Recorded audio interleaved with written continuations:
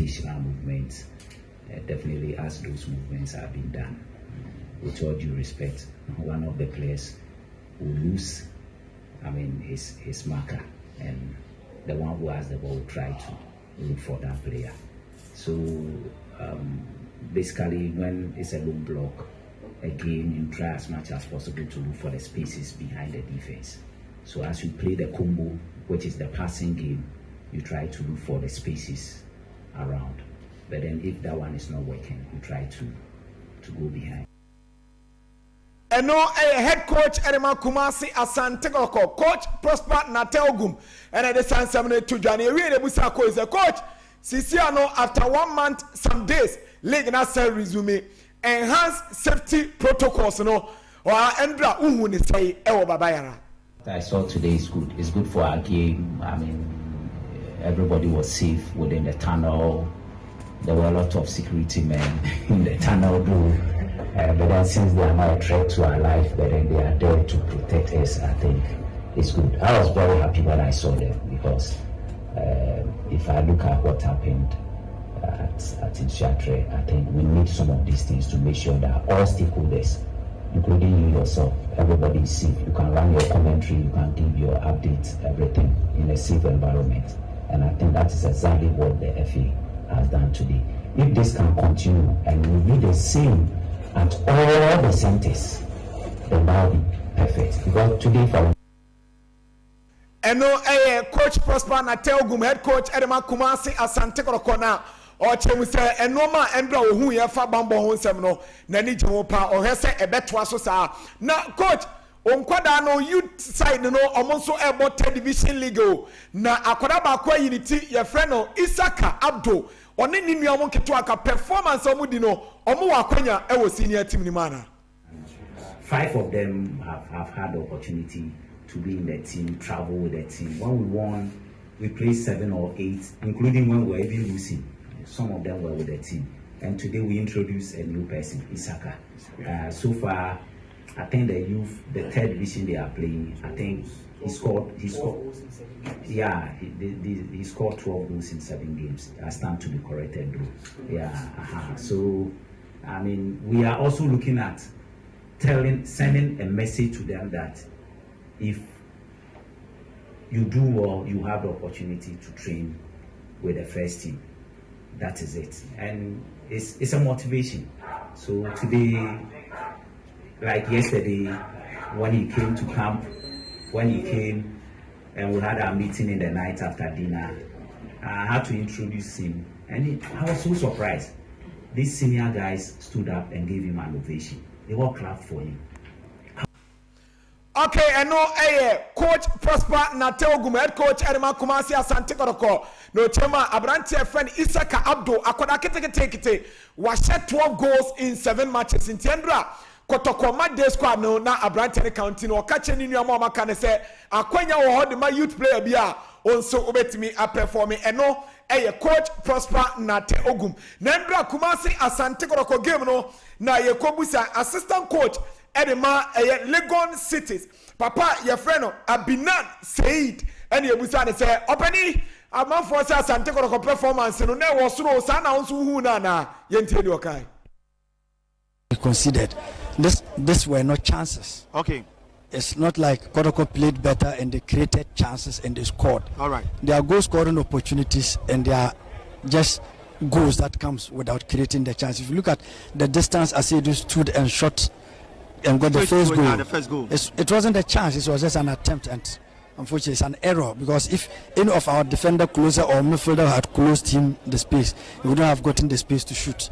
What we assistant coach Animal Legon Cities Abinan say no chema Korokwendo manye bibia nye bibi hu bia o man ye mistakes entina korokotimi enso eshomono eno ensema betoja na match no incident bebre sisimo ebra referee eji penalty di ama kotoko na assistant line 2 kache ne se bono enye penalty ni nyina ekoso na eno ene ekobusa referee GK Manu or ya retired referee ene ebusa say openi assistant referees no omudwumadie e wo park so eyede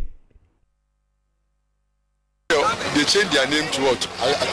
Assistant referees. They say omutimi enter the field of play to give 9.15 meters. Omutimi penalty referees. And then the entire my side say, oh, one referee no, ama what take it decision. The assistant referee two no. Incident they say even baby na yet here. Who say player no mumu e wo ball so you lose here no ko talk for mo. Until where the referee who say penalty and no boom, but as a referee, no, I draw attention. And the man just say, so take a decision. That's the only start here. You have every right to change it. That's the law. Until you say, Sekabia, or friend, no coin, or system, Chinchanchi, Magic, they are really problem. Even the VR, before they called you, before the pastor, I want to communicate here. As almost said, still, I don't know more and some market here. I know a referee, GK Menu retired. And I check and somebody come and so I check assistant referees no mujumedia omonso edi ewa go pramane so na yebuzane say referee enkofo bi chema mokura mo ba park na resource ni kutamo dadao and am the ba stadium say and o ka kire san nkofo no I'm say yen free a team say referee the score session bottom and we say score session bottom be because he attack there share no top was say na ya na the cash na your back packet bia obi ordinary dey ehye ho no enti yenyi sa perception me da be say a perception obi won say ball we obi anhwe bi na say commentator we can say oh konya penalty ya anje ama na no dey tune trim ba obenya later bi na crep na hwe mo say and this give say sa mentality na dey shema na perception no yenye every trim ye pese ball no ko animu a because me am guys say me can referee say ko park so ko di match obi 100%. Me I always say I'm assessor which mean ko di match and can just say o ma assessor ko assess referee na my best 95% and even 90% 9 out of 10 e easy but there were a range bia if you say e be boa ama if you say that perception no yes say mumbo na okay and no a referee GK Menu na all kono na ebusa say referee performance na wo hu ye no unua mo nketo no in percentage say na de be mom 8.8 out of 10 because that two decisions in the CN are critical decision ko omoje ya enka ebe mind the beauty of the game initially protocol na antiase but we hear ebinu be am tie via because o dey ebinu say o dive into o take referee you go you can command yellow card people understand getting understanding if you say okay I know a referee GK Menu na oma referees no in percentage wise no chema na mono e wo soro ma me kan say oye referee assessor enso e wo hono na ade say no no ma koso na no ka incident no referee je penalty assistant line one catch and say enye penalty referee anje penalty assistant line two free referee say mo na penalty no one sam na ono so etimi e ka no na papa your friend no nana osiaban yaw berima the second enkane ne ye friend no yaw mensa sisi a wote akonya so na yebusan say na nsem ye press conference edit to dwa say ye starting ball na safety and protocols ni ye hu say normal nkoya kotoko for supporters mumma na enne ade anana hu ye no wani aso meka se mani aso be the SM playing. As of now, we are happy with what we started with it. A pompous and tonkos because you know, Messia, your meetings will be a piece upon meeting before match here, Babasu. O match to meet my and with my boy. There was so much study. By best, I say, many by Aranqua. I never go in a hand. If you are by radio, met my year, the man fair, who outside Kumasia. Now, quite being more, I best say, the Penfonia is easy in the day. Babasu, so Muntongo Sumunyanisa. Supporters of me about. Okay, I know, and so, and Nana or Tia Kunyaso, and or the San Semino Etu Jano. Now, away from that, young Kohaso for giving him now, Coach Bubaka Watara, and so, and Sanka Kra Etuja, and Yebusani say, Coach, on next game against Dreams FC. Who game? Another tough game we are coming. We are preparing ourselves to meet that. Good and nice team, the Dreams. Don't forget last year, Dreams played semi-final of Confederation Cup, and we have a lot of experience, a lot of the good players. Yes, and he has folk head coach Bubaka Watara and HM game no a very difficult game against Dreams FC in Yebusa and say coach, sisi a leg no moji ana moye de. Has folk leg no moye any day.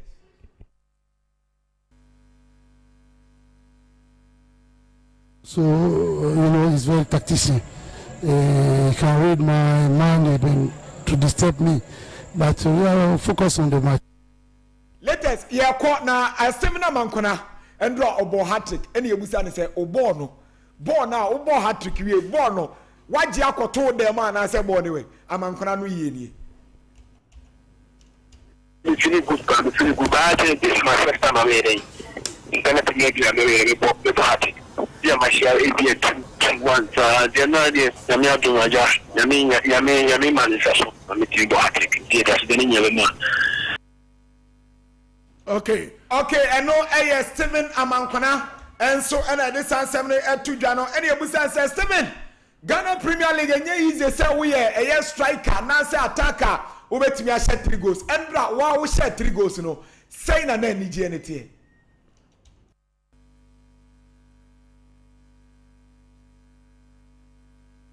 Okay.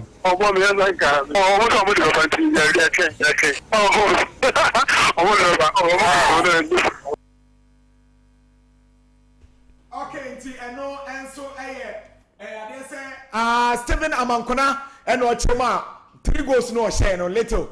Born a dear, and paying for say, actually, on the bedroom. Intino, only Ghana. My main cow said GFA, couple, president, Edema Ghana Football Association, on any vice.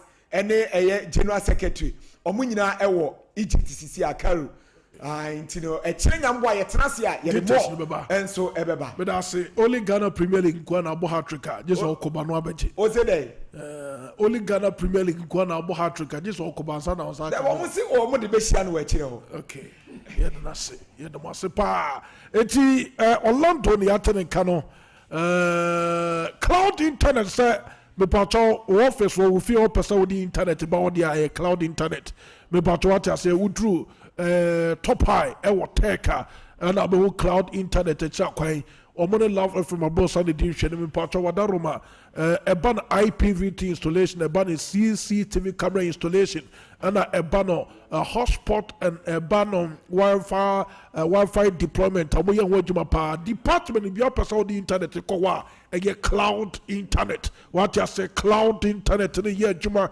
international connectivity ni high. Nyasam ketu akra mi pato edu munin komo 02026991110 02026991110 ya homa betuma free cloud internet. Na fe wone wo mo so etibedi komo na me catch say Telecel say obeje omo first broadband Libya and obetuma boa pa what I say old customers munya 300% bonus of data and 50% for new customers in team patrol na wo room e wo Telecel connecting energies ana wadaro mame fanto de say ope credit pa bebre wo phone so data bebre wo phone so a Telecel what I say I know you made for me bundle subscribe and then some dale star 530 hash na when me asomo se options libe yaba no what you should your pay no what the internet ne what the bundle no what the credible bray e wo phone so and you made for me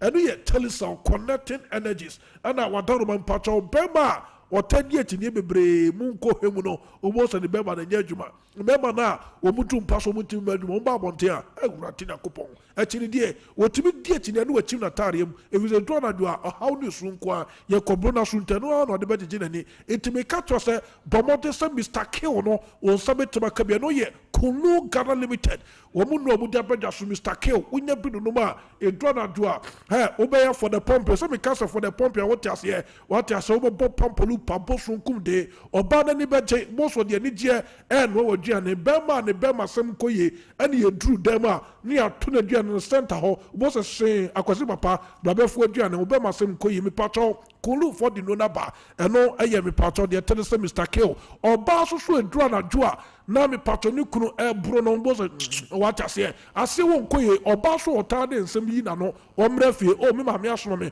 omre fie ne mo classes no eno chesa ase wo so koye araba bazen and I make come for them oba na fei me pacho wo wota jonso bu okro timi jonso gu no what ase won timi control the jonso na baso sa bo mo de se won sabe tumaka hunchu capsules nyabi no nom bo no kulu for the diaba o me be to ndo bia no sabe tumaka o de o panu du atu a ani Kulu phone in common 0244 275 429 0244 275 429. Eya homa betuma frɛ Kulu Ghana Limited na fe omuno no onsa so netima kawo de kama pa.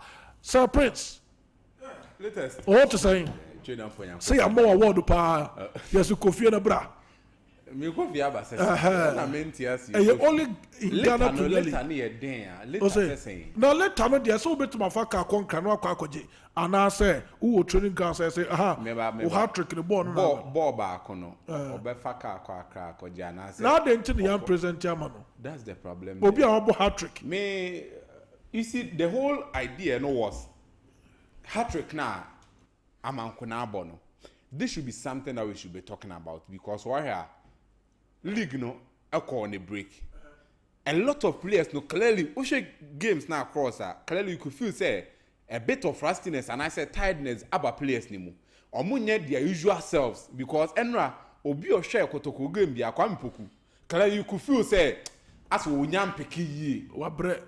Yes, as a players no. Why we not actually? Na chika krabo mo ho.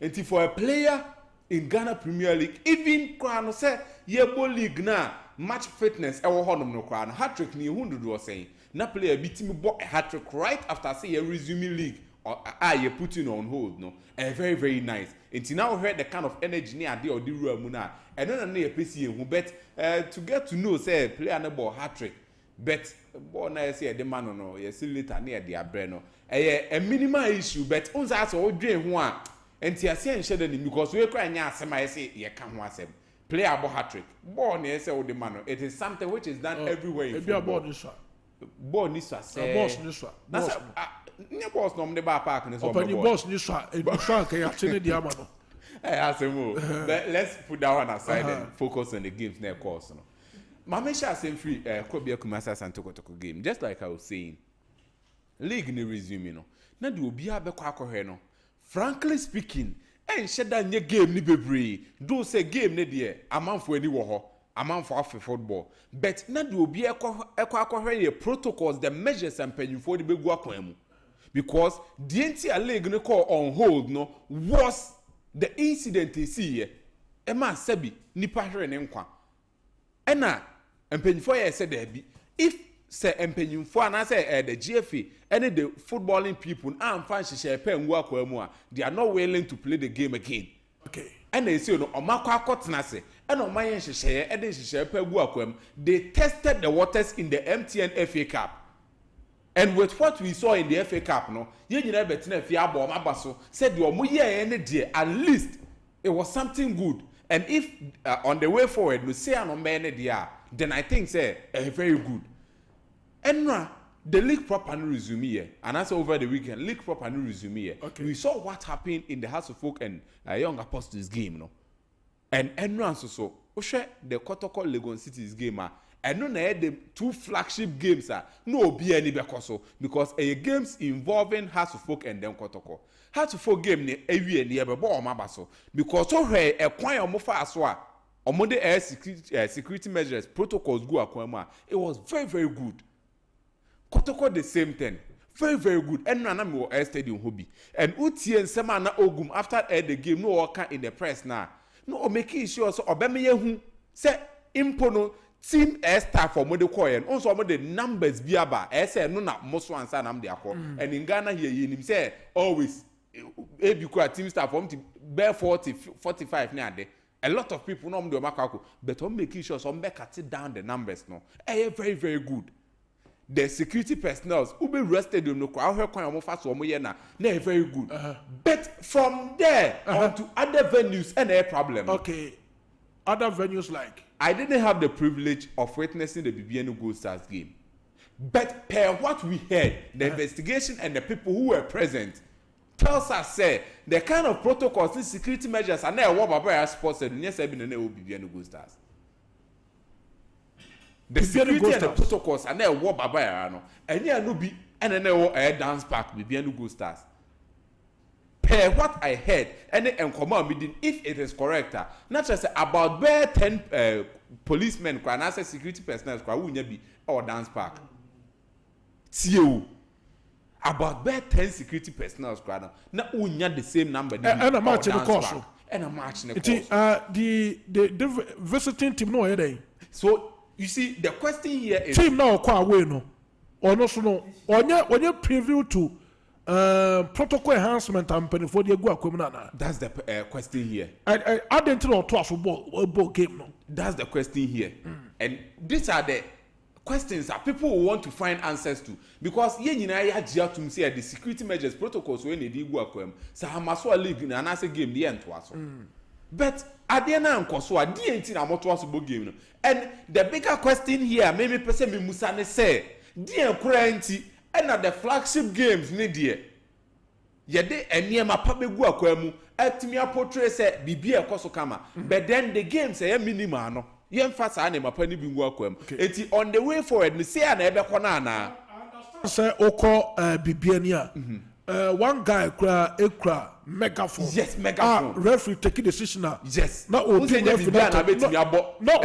no incite supporters no. Okuta megaphone. And sa nipa no then you allow into the inner perimeter. You see the problem here. Behind the inner perimeter. Now all cassette referee did referee attempt. No incite supporters. Megaphone. One say Saudi wa no kwa na ATM aka e bia enkwa echi bebre to reach a lot of people here. But megaphone referee need na park no, so players need na park no, so the all can be albert on we city here no. So for me na games na ebe koso no eni no de wo honom, but na the surroundings eni ebe koso in the game no me say we hu hia munyi free so munyi hu hia this the guy na ye kan ho asem be we hu hia to do this in games yeah, but wabra we unim the SCA yeah the proper measures go akom na be we are. Okay. And the question here me give you say is this going to be the way forward now? It's hey bebre ye say yeah the far left right ye can say bebre it me ye meetings hold meetings upon meetings ni nyina no say na ebe kwa na. Okay. Yes rempanyimfo omonhwe na niema no de ebe koso o venue A no eno abi na ese koso o venue B venue C venue D de baby a ese the same treatment na bi na ese koso no. Okay, thank you. Baby so say baby Joe Philip Ghana Premier League are returning after the incidents see one and Mansa Park in Swatre, and I was very much enthused with the kind of feel in at the Baba Yara Stadium and Ra between Krobias and Zegoroko. But I can still tell you for a fact, say, I'm on Fonko Stadium. And Ra, the attendance at the Baba Yara Stadium, no, I saw. It wasn't pleasing. It wasn't pleasing. Now, guess what? After the incidents are true, and some are true, Pole one and Akona Mansa Park were in Suatreno. Ghanaians be brave, France supporters be brave, are now scared to go to the stadium. And sure? Even before the incidents, no supporters be brave. No, omo feel say the quality omo pay in our play, the standard opeso ohuno on time at the various stadia. Ghana football, yes, bring back the love. However, bring it back the love, no. The kind of quality now open. France be brave said they don't get those qualities, at the various stadia. And one major factor. The second factor was after polling incidents, and Kumasi Baba Yara Stadium, it was an eyesore. Kumasi as going to go playing against Legon cities. I knew say after say the two polling, France will come in their numbers and probably bet share on team Krobias and going to go to victory. But I read the Mimi who and it was an eyesore. Another incident I mean who and say after Sir Krobias and going to call. Emma League, echo break for some time, most of the players were not sharp. Okay. And the Krobias are going to call, for all we know, they were sharper before the league went on break. Koroko team na me before league never break, that team was more sharper than what we saw at the Baba Yara Stadium in Ra. In Ra, I didn't see the effects of the attacking triumvirates. And rather, Kumasi as attacking triumvirates now. Yenim say Koroko Ekra one of the best attacking triumvirates. We didn't see that on the greener turf and Ra El Baba Yara Stadium. And one player to me or impressed him so much was the player who scored the first goal.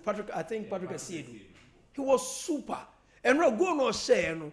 Bra, a striker's goal. No share it's here Lagos City's at the Babara Stadium. But apart from that, no, you can't agency any of the ball movement of some Kumasi as and players. I think Odoko team no, so Odoko team no per se edum pempen so be yada to George mo era no ho a and your boys most of them no e we dwumaye. I still cannot fathom, and maybe just maybe it could boil down to tactical, that is understanding of coaches now. I still don't understand why Samson Eduku at the bench for Kumasi Asante Kodoko.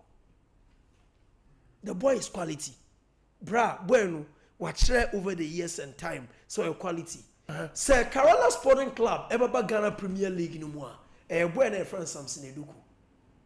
Samson Eduku was the main reason why Kerala Sporting Club qualified from the Access Bank Division 1 League about the Ghana Premier League.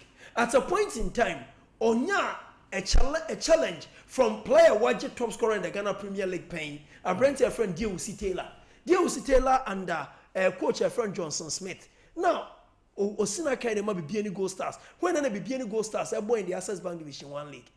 So, that is D.O.C. Taylor, Ebba, Kerala Sporting Club, to compete something to do. But the last time he was given the opportunity, one justified the reason here, also should just. You see, and no, one non so I think you be excusing the kakra because to me, I've seen the quality. Watch over the time and years, so a quality.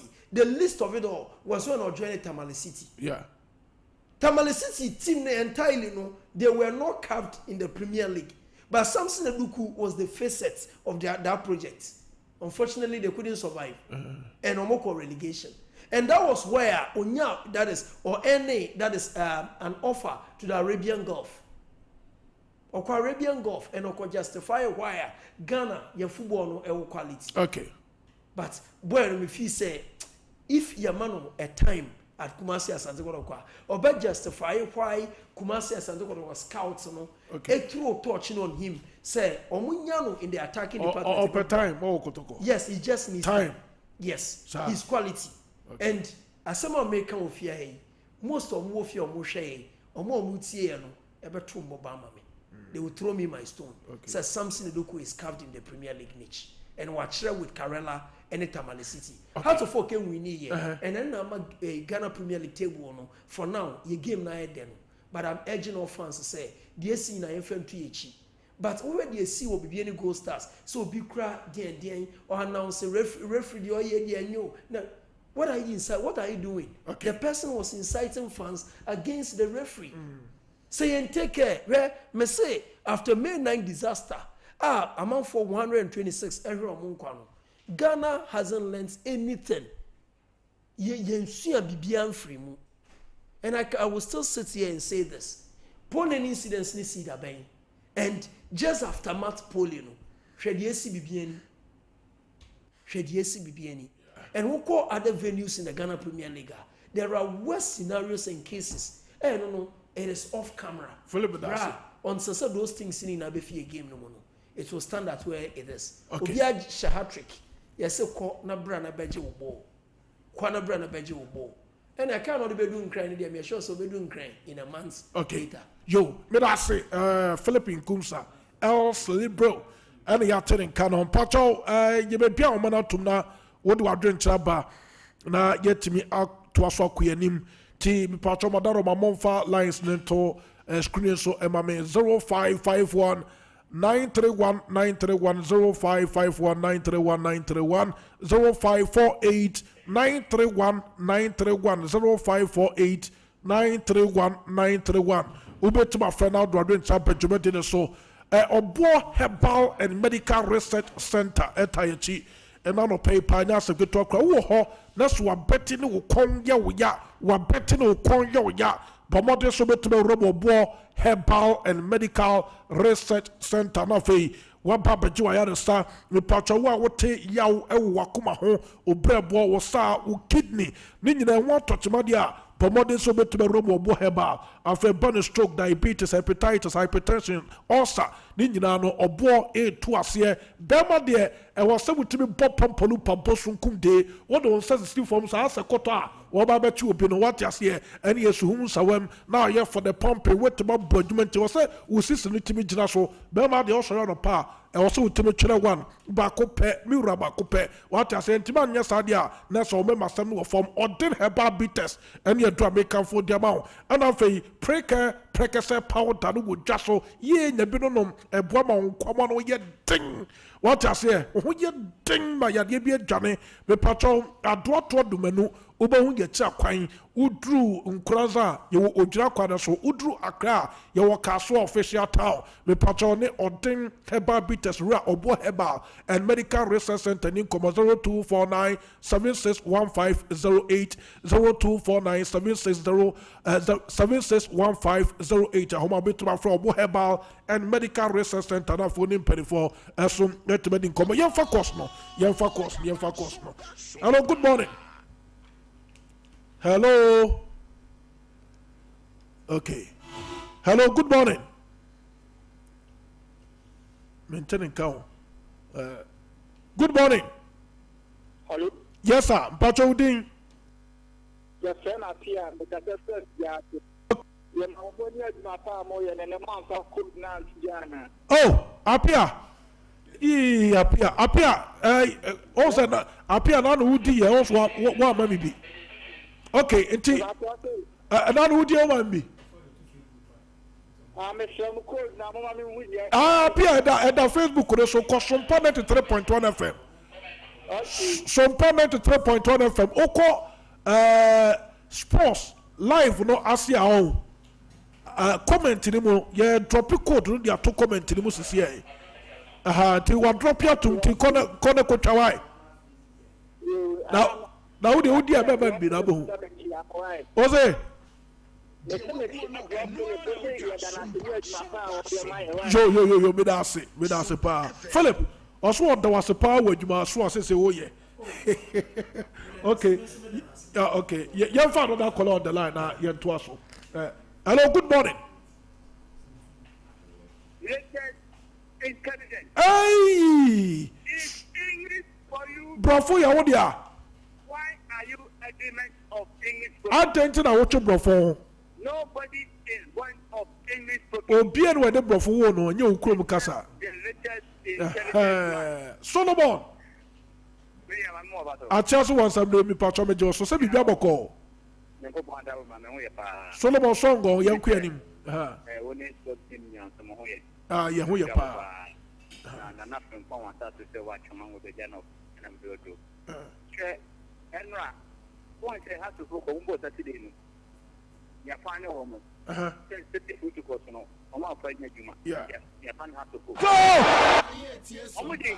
omani asi kotokone has national team no kwa to na say ne omo mo isu national procedure no ngwa no omani pompo food course nya juma anu ni aso yebo no be kuta megaphone e was chance no ya announcement and the people to go and me go to the German and then no you go more to the who did security president of my back end then no commander thank you for the 160 policemen and no more commander supposed to do and you want the police for over another when you don't know police for no good anu ni asam no no mo say money yo e ko to one has one here number 5 yo me so me da say Solomon ya tene kano kumaso nya kare ye yire me pampe na wudru bibia ni dia bo so obi akura megaphone na good morning. Yes, sir. Hey, Robert. Boss. Minion, I want to say. Sir. Obama Crano, yeah. More fire. Pacho, no way, pa, and Copuano. When you hear me, could you for na Bicodia? Young Queen. Ah,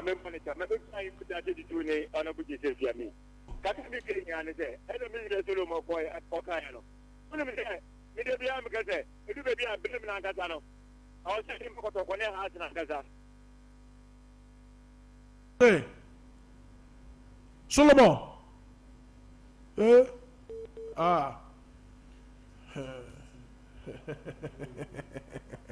Na homa na tiatum. Yem for bako. Okay. Birthdays no ho. T birthdays no ho. T. Last caller. Good morning. Yes, sir. Yes, sir. Wow. Robert. Wow. Hey, now we are. You're quiet. Maybe 50,000 Sir, keep us in call for. 2004. Okay, my chill. Now, I can't make any other day. And I make a day. What of what he has in Angaton? Amanda Obama, when you mean I'm a cat in your mother. I never what of what he has. Almost no TV. In a cat, a machina, and Galeka. Let me answer the cat today. Not you would I look with positive one for 1.5 years ago. They're quite proud to do. No matter how much I do, we are vulnerable. And they make any other day. What the funny has no, I'm going to show you may, I'm going to show you may. I gave a president on social protocol, on social how to social gave a president. The one that you show you may. Yo, let's say, you Robert, the Attorney Cano, Pacho, and again, you know, you know, Abba Besraye, Berima Uswansa, yes, Berma no, but this is Upu Fupa, and I have a Usu Joseph Casimiro. On say so yes o Kupa what I say any kuro. Ti o mbe say na nya asem keto kra ti mema ye da was why ye mo kwa ma what. Na Michelle Philip bibi o. Yeah, and definitely be winning bets. Okay. And I will edge Ubia Uti or Shay. Say it is very simple. Okay. But the bigger odds are watching because Ochina champions. Wednesday are champions. And a Thursday the conference and the Europa League. There are a lot of games. Okay, me da sepa. I think or say Ghana by ma room. Now working to we are now the beto what I say. What about to Sompa TV no so. But I say and then your back to a birthday. Nana Osei Kwame and your birthday. Oko school or Christian Life Academy. Breman and Akray Eco School. I acquire guy. One actually turn on the bag of bonnety. What has Abakas Oko space and then the birthday. Happy birthday. Boy Nakupon Shop and on Tonka the Muma Meno Papa Naso move Filu. Nakupon Shop Nana Osei Kwame. Or Christian Life Academy Breman. Happy birthday to you, boy. Nakupon Shop. Bema dia sama Prince dia sama. And then Camille Efi. And then Pastor Ebenezer birthday. Okay, Pastor Ebenezer. Yes, me ankasa me padi pan. No say me nso me din Ebenezer nti Ransford Mesrao me de ama sisi e fatos mamo. And then Pastor Ebenezer birthday. Daddy mama fa akonya we so na me show a very happy birthday. Nyankopon show onye okese onye mfu adumu emfa nko adum on that so no. A very nice gentleman. And daddy birthday. Daddy Nyankopon show apa onye okese. Me da say ahana brema kwame di djumadi na si nyame adum otena ye sign be share bio. Sompa 93.1 FM. Sompa market tuapa. Sia bonga Ashanti. Baba ya kramo.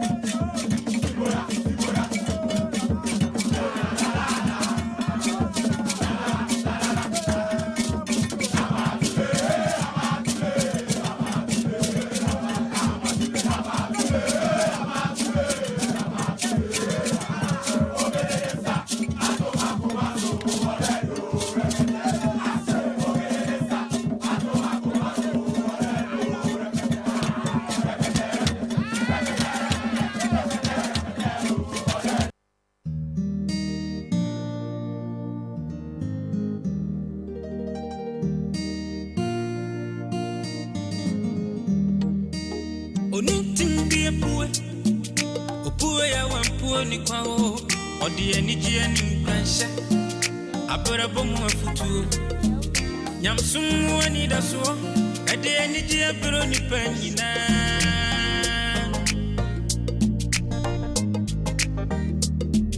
Sompa ba ebe sunima Sompa TV yabo Sompa ba ebe sunima Fala fide no to Sompa Fato Sompa TV na ya wani pama o na unu huarada ifisa gudie munsemo ubenya abrabo munsemo ubenya nyamsum munsem ubenya anijie munsem ubenya enyumpa na kakuma ubenya yamaimu amanyosem ubenya osumpa di bra ubenya ubenya nina ubenya Sompa TV yabana papini su Sompa die ema ketia pa